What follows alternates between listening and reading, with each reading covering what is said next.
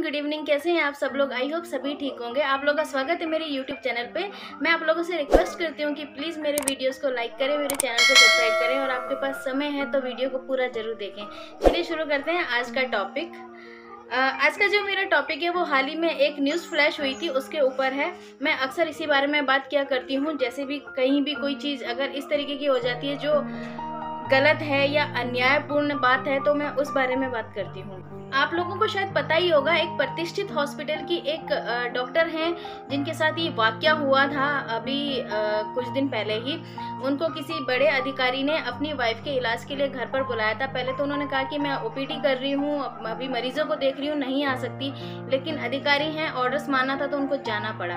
वहाँ पर जाने के बाद उनकी जो वाइफ हैं, जो अधिकारी जी की वाइफ हैं, उन्होंने उनके साथ बदतमीजी कर दी, जिस कारण वो वैसे ही वापस लौट करके आ गई।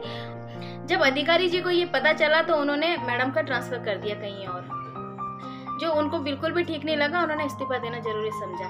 शायद उन्होंने अपने आत्मसम्मान की रक्षा की है और होना भी यही चाहिए। अगर आप खुद अपने आत्मसम्मान की रक्षा नहीं कर सकते तो आप किसी के साथ भी न्याय नहीं कर सकते हैं। लेकिन आप ये समझिए कि ये चीज़ कहाँ तक सही थी, किसी की भी इंसल्ट करना। अगर आपसे, चाहे वो छोटा अधिकारी हो, चाहे वो बड़े हों, चाहे वो आपसे पोस्ट में कुछ भी नहीं है, कोई आम इंसान हो, किसी को भी किसी की बेइज्जती करने का कोई अधिकार नहीं होता है। हम आम लोग हैं और हम लोग कहीं पर भी जाते हैं, हम हमेशा ये डरे रहते हैं कि यार वो अधिकारी है, उनसे कैसे बात करी जाए। कहीं ऐसा ना हो कि हमारे मुंह से कोई ऐसी बात निकल जाए जिससे वो बुरा मान जाए।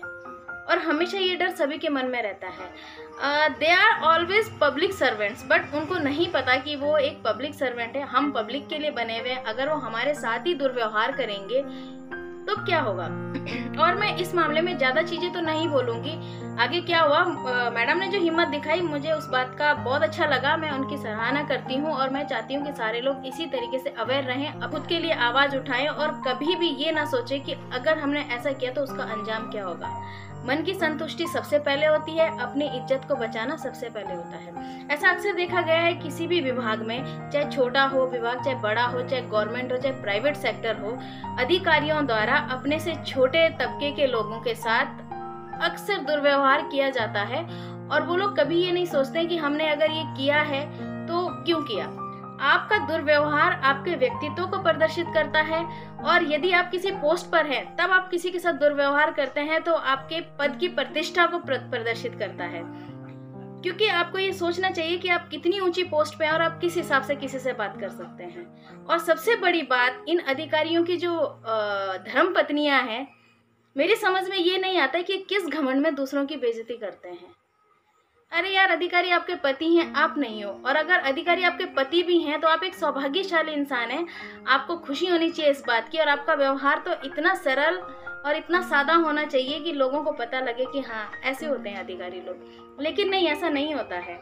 ऐसा अक्सर देखा जाता है। अगर हम किसी भी डिपार्टमेंट में हैं, चाहे वो सरकारी हो या प्राइवेट हो, हमने अपने सीनियर के साथ जरा भी ऊंची आवाज़ में बात कर ली, या फिर जरा भी हमने उनके साथ उनकी गलती का उन्हें एहसास दिलाने की कोशिश की, तो सिर्फ दो बातें होती है, या तो हमारा ट्रांसफ़र हो जाता है या फिर नौकरी से हाथ धोना पड़ता है। और ये कई जगह है। मैं सभी से ये कहना चाहती हूँ कि अगर आप किसी भी ऊंचे पद पर हैं तो पहले अपना पीछे जा कर के देख लीजिए। हो सकता है कि आप बहुत बड़ी फैमिली से हो, लेकिन फिर भी आपको किसी की भी बेइज्जती करने का अधिकार नहीं है। सभी इंसान इज्जत पाने के अधिकारी हैं और किसी को ये अधिकार नहीं है कि कोई किसी की बेइज्जती करे। और खासकर वो अधिकारी जो एक पब्लिक सर्वेंट है, वो तो बिल्कुल भी नहीं। मैं सैल्यूट करती हूँ ऐसे लोगों को जो अपने अधिकारों के लिए लड़ते हैं। और मैं सभी से ये कहना चाहती हूँ कि अपने लिए डरे नहीं। कई बार मैं चीज़ें देखती हूँ कि लोग अपने अधिकारों के लिए लड़ने के लिए डरते हैं। उन्हें लगता है कि पता नहीं हमारे साथ क्या हो जाएगा और पता नहीं कितनी लंबी लड़ाई लड़नी पड़ेगी। ऐसा कुछ नहीं है। एक बार कदम उठाइए, आगे बढ़े, अपने अधिकारों के लिए लड़े, अपने आत्मसम्मान की रक्षा करें और फिर देखिए क्या होता है। एक जो हिम्मत होती है वो अपने अंदर हमेशा लेकर के चले और जवाब देना सीखें। कभी भी इस चीज़ का इंतज़ार ना करें कि कोई दूसरा आएगा और आपके लिए जवाब देगा। आज के लिए सिर्फ इतना ही। आगे मैं फिर किसी और टॉपिक पे बात करने के लिए आऊँगी। Thank you so much.